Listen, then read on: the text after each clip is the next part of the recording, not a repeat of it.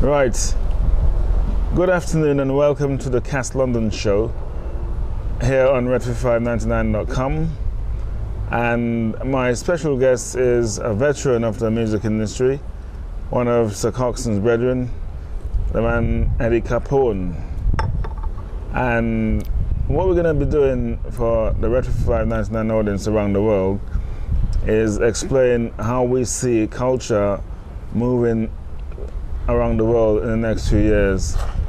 There's so much happening now with Simon Cowell and will.i.am, who is Quincy Jones' prodigy, and The Voice. And I was reading in the paper today, for instance, that Simon Cowell thinks The Voice is just a rip-off of his projects. However, if you go back to our days in the 60s and the 70s and 80s, when we dominated the scene in London, from a face value point of view, Fat Man will tell you as a songman that we were the first people to put up street posters. Sorry, drink some coffee. We were the first people to put up street posters for our song dances and stuff. And now that's an established thing now with billboards and that kind of thing, as you agree, Eddie? Absolutely. And when we were doing the dance I saw a program a while ago with Tom Jones on the television, where Tom Jones was talking about he used to go down to the Roaring Twenties and smoke a liquor thing, you understand, with Coxsone. So it was a blues program, a program about the British blues scene, and Tom did a cover of Howlin' Wolves, Going Down Slow, which was fantastic. And so welcome indeed to the Cast London show. Cast London, that's myself, okay, and this is my brother Eddie Capone here. I have been in the business now 32 years in London. Eddie's been in the business nearly 50 years in London, and between us we share roughly nearly 100 years of show business in London. I come out of my roots are Sir Coxsone Sound as an engineer, building effects boxes and preamplifier boxes for Eddie Coxsone, Blacker Dread and Festus, and Levi Roots, who's now a very dynamic entrepreneur with his reggae sauce thing, and Gappy and Wandon and Duffus and Screechy, Just Screechy, and Bikey Dread, and all the other songs, Java, Fatman, Saxon, and DJs like Joe 90 and Tipper Irie, and all these guys just made a scene. Papa Levi made a scene over the years with their names. Smiley Culture, the late Smiley Culture, for instance, was a big DJ on Sir Coxsone's song. Asher Senator, Raymond Natali from Fatman's song, Dudes That Ribs, and Natty from Frontline International Sound. And my introduction to London wasn't Sir Coxsone directly, it was Natty from Frontline International that introduced me to Coxsone. And it blossomed from there, my career blossomed from there. Now, Eddie, you were saying that you have built a reputation in London as a studio person or a creative person with production skills that goes back to, you were mentioning Errol Brown, for instance, the dynamic Jamaican singer who's now one of our established personalities in the business, like the late Desmond Dekker. Now, how does you think today's scene compare with back in the day scene? You were saying, I remember we had a meeting the other day in your studio, and you were saying to me that today's kids are obsessed with money rather than the talent itself. Absolutely. And I noticed, I've been advertising the stage now, promoting myself in the stage newspaper for nearly 30 years now. And what I find is the quality of applications have decreased. Kids are now more interested in making money rather than projecting their talent. So they might, instead of sending their CV and their show reel to you, they will send you just a paragraph and expect you to call them back based on what they've seen on television with Pop Idol, Pop Stars, The Rival, American Idol, X Factor, The Voice, America's Next Model with Tyra Banks, Puff Daddy, his P. Diddy and his ideas about promoting talent, Quincy Jones linking it with Will Smith and the Fresh Prince of Bel-Air, for instance. And as you know, from the rumor is that Will Smith actually auditioned in Quincy Jones' bedroom for that job. believe it or not, which is quite something. Yeah. But look at how he's grown from Fresh Prince, for instance, Eddie. Oh, he's come a long way. The biggest paid star in Hollywood right now. You know, I mean, he's getting something. Congratulations to him. Exactly. For a few days' work, will now command something like $20 million a picture, which is something pretty incredible to think about. Yeah. Now, but it's not just the money. I think he's a damn good entertainer as well as an actor. But also, I think he didn't just jump on the acting scene, because he actually did his apprenticeship. Yeah. If you think about it in the music thing, he did some pretty good rap songs as well. As the Fresh Prince of Bel-Air, as the Fresh Prince, right, so to speak. But there was a point, of course, where Will Smith, he went bankrupt for a while, didn't he? I have no idea. Apparently, that's what happened to him in 21, 22. I don't follow artists. The financial side of it? No, I just look at their works, you know, and can appreciate the sort of things that they do. I mean, here, you've touched on a few points, yeah. In 1964, 1965, there was only 3 black groups in the UK, and they were Black Velvet, Noir, and the Equals. And then Eddie came along. Okay. Errol came along with Hot Chocolate. But even before that, the group that really, if you like, gave me my break was the Foundations. Okay. It's the first black British group to have a #1 record in this country. Okay. So you're part of the Foundations? Yeah. Okay. Well, as you probably, if you're about 20 years old, looking at this show on Red599.com, you won't know the Foundations was one of the foundation groups to do with the Brit soul scene. Like Bad Old Days, Baby Now That I Found You, Light Build Me Up Buttercup, Light of the World, and Sweet Sensation from Liverpool. Yeah, they came later. They were very much in the 80s. Yeah. I'm talking about 60s to 70s. Okay, I understand. Yeah. So, you know, a lot of groups sprang from this. You know, at one time I could remember all the shows were black. Black groups were never out of work. Right. Never out of work. We did all the university circuits. We did all the northern club circuits. And if you think about it, really, the northern soul is what really helped to break black music in this country. Because when northern soul were really kicking, you know, people in the south wouldn't entertain it. So it really came from the north. All of Motown acts used to come into the north and then come south, because that was where they had their biggest. So the Brit scene was used to break the black acts from America effectively and give them credibility in the marketplace. Absolutely. Okay. Now, Eddie, dudes like yourself, like the Coxsone, Fat Man, Musclehead at Saxon, Blacker Dread. I remember I rang Blacker Dread the other day and he said, Kios, stop telling me about 50 cents because I got 50 cents home and I'm in my pocket here, so. Understand?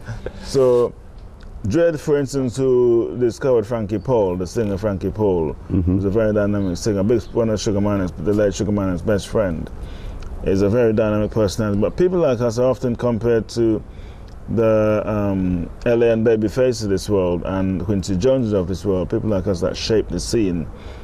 And even to some degree, people like Mr. Palmer, Carl Palmer, who's been involved with the industry now, distributing records for quite a while. And I noticed that there's an advert in The Voice newspaper where an entrepreneur is buying records, old school reggae records, and the chap said he'll travel anywhere at any time the entrepreneur said he'll travel anywhere at any time to pick up the records from you. What do you think? I went to Camden Market the other day and I paid 15 quid for a piece of plastic, a 45 piece of plastic a vinyl of Undying Love, the original Undying Love. Even the Sir Coxsone label was certainly scratched out, and I couldn't believe the quality of it when I picked it up. What do you think of the scene? I mean, I met up with Don Penn's husband the other day, the great Studio One singer, and he said to me that her stuff is selling at £2,000 or so on the internet. What do you think of that scene? Because I know you've got some opinions on that.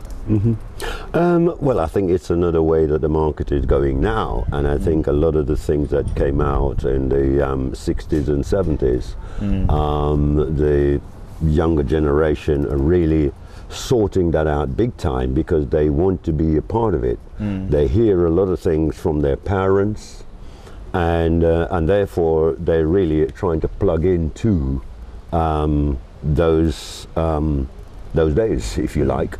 But I think more importantly, nostalgia.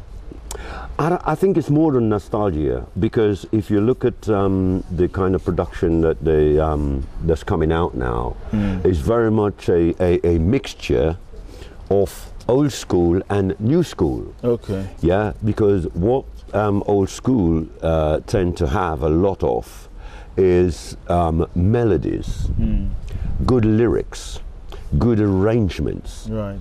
Yeah, and I think the younger musicians nowadays are really cotton on to the idea that, hang on, a really good piece of music will have three things: a beginning, a middle, and an end. Okay. Yeah, a rhythm, a melody, and intelligent lyrics.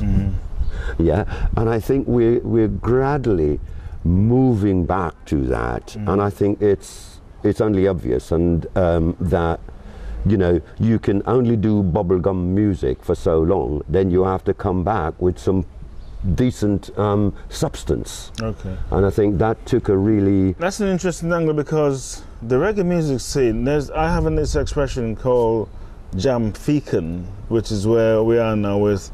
In the old days, they used to say, "What's happening, bruv?"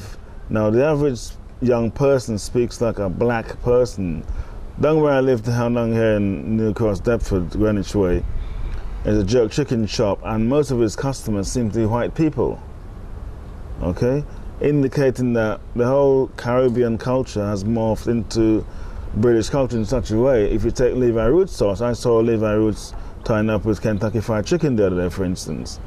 And I had a meeting yesterday in Covent Garden with a young Chinese lady.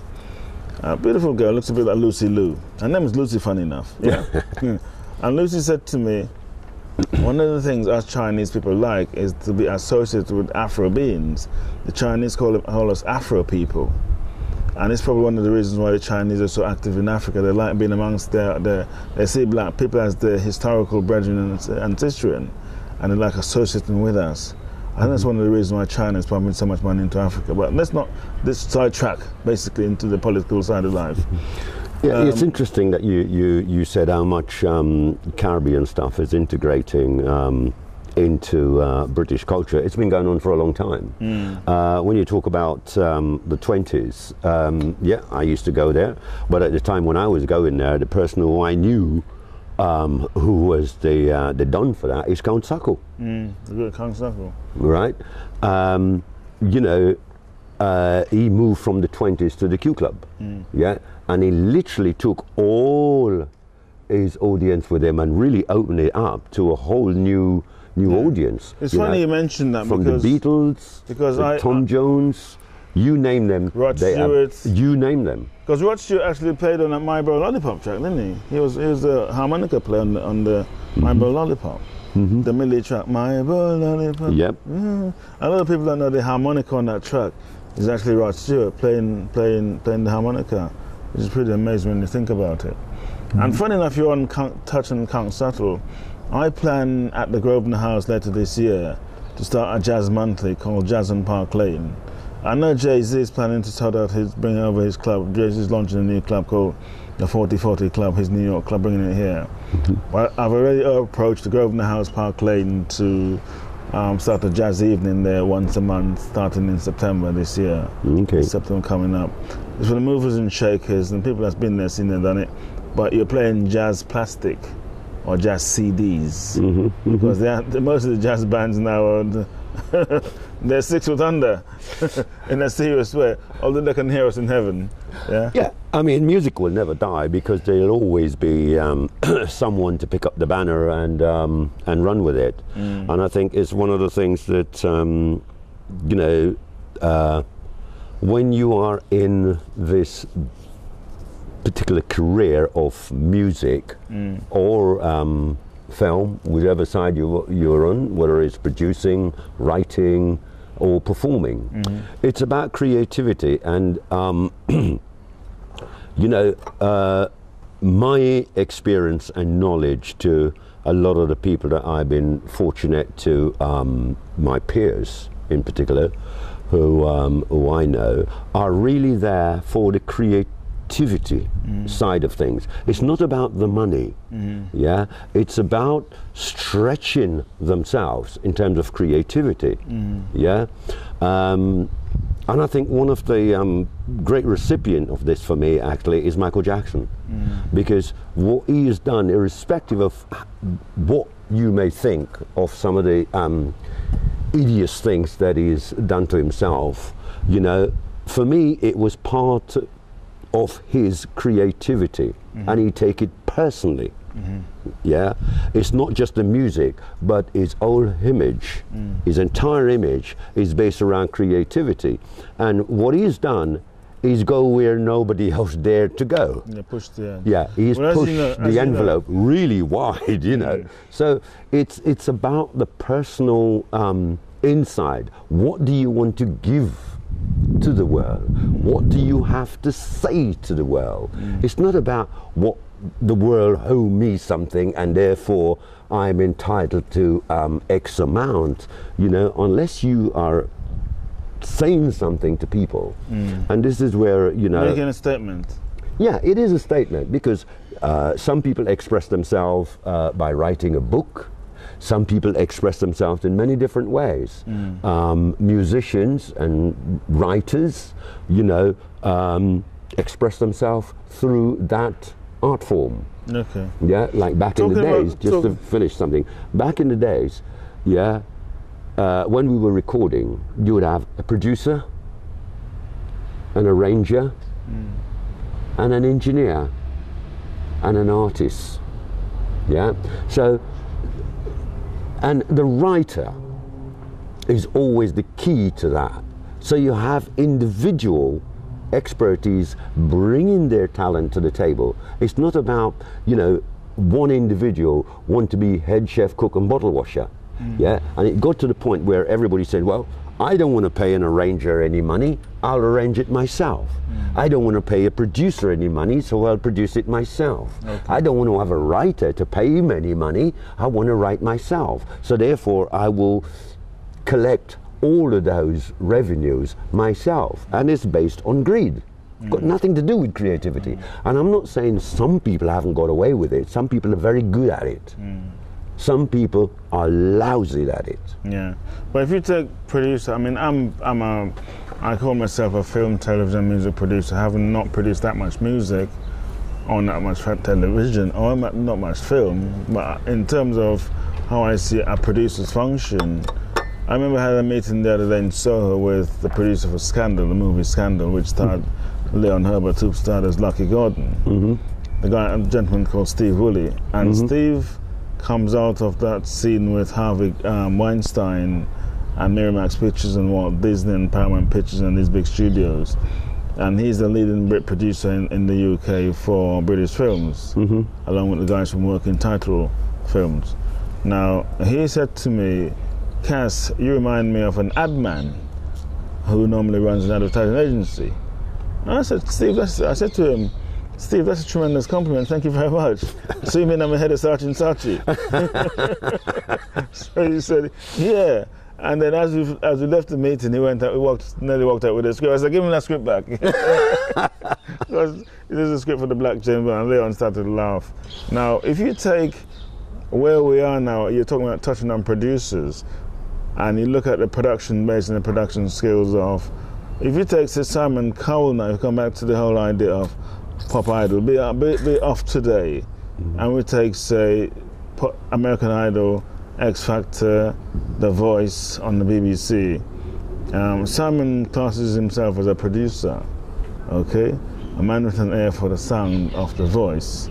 Now, to some degree, it's good to see that casting couch effect now displayed in the marketplace. But I think to some degree, what it's done is spoil kids and stop them from going out there and going around to pubs and clubs and asking if they can get a gig, because they've actually skipped over the hurdle of life in a way, and expect the show, going on the show, to be looked after basically, instead of doing the ropes, so to speak. No apprenticeship. What do you think of that? There is some plus and some minus there, because I think in any art form or trade or craft, you need to do an apprenticeship. Yeah, and the idea that you can just step out of college or university and think, okay, I've got a degree, so therefore I'm entitled to go at the end of the queue, the front of the queue rather, is a gross misgiving. And you know, in some ways, you know, the Voices and X Factors and Idols and these kind of things, yes, it can identify some very good talents which have come out of those shows. But I think, as you rightly point out, you know, there is no apprenticeship being served, and therefore it's a silver spoon in their mouth, whereas they do not have to do the usual circuit, you know, because like the rest of us, and learn your craft. And I think this is where they're going to fall down, because it's fine to sing on a show or to sing in a studio.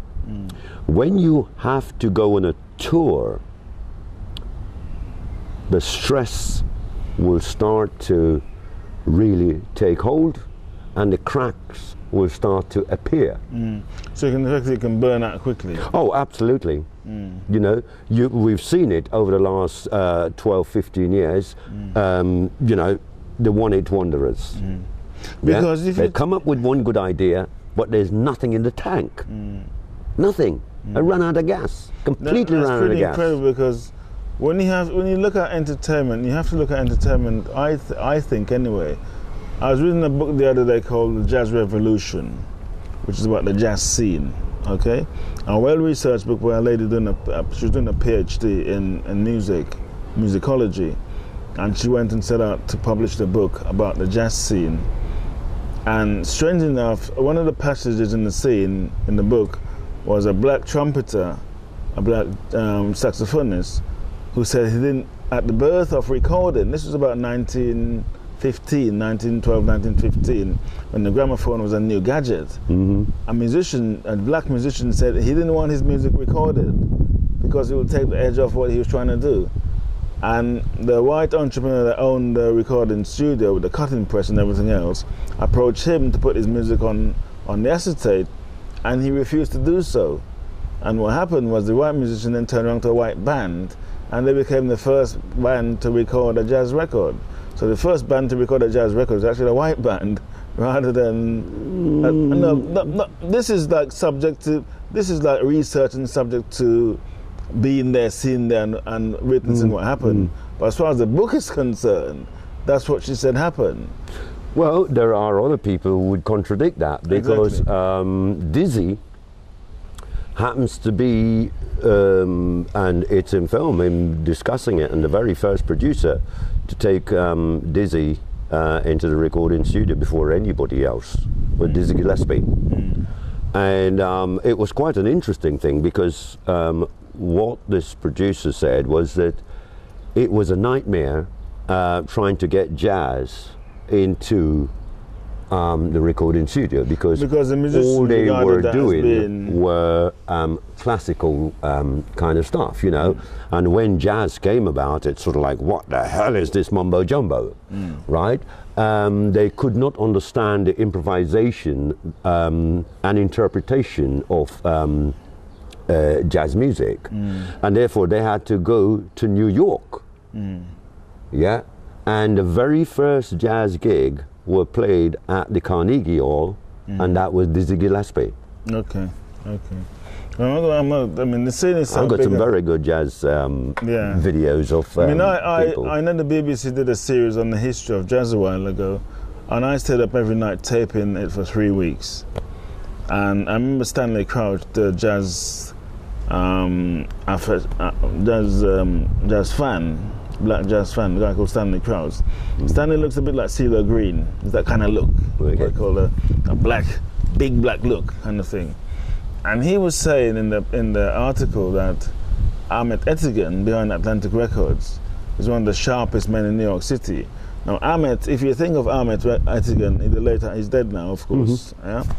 And if you think of him as being son of a Turkish diplomat, starting Atlantic Records on or John Hammond, a white dude again, starting the whole thing, or the Chess Brothers, who were Jewish white men again, or even Stax itself. Stax was a lady and a man, a white lady and a white man, using their name as an anagram to create Stax Record. Now, or even Sam Phillips with Elvis Presley. Okay? And Sam recorded the Ike Turners of this world and James Brown and whatever.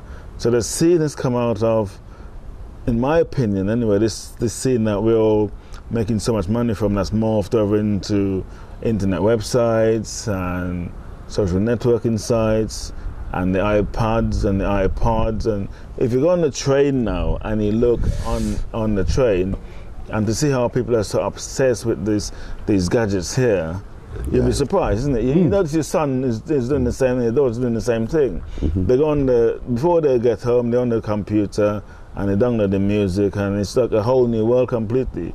Well, when I came out of the Royal Air Force, I was one of the first persons, and the coxswain will tell you that. I remember me and Lloyd and Festus and Black Dread ending up in Black Echoes, talking about the effect of music on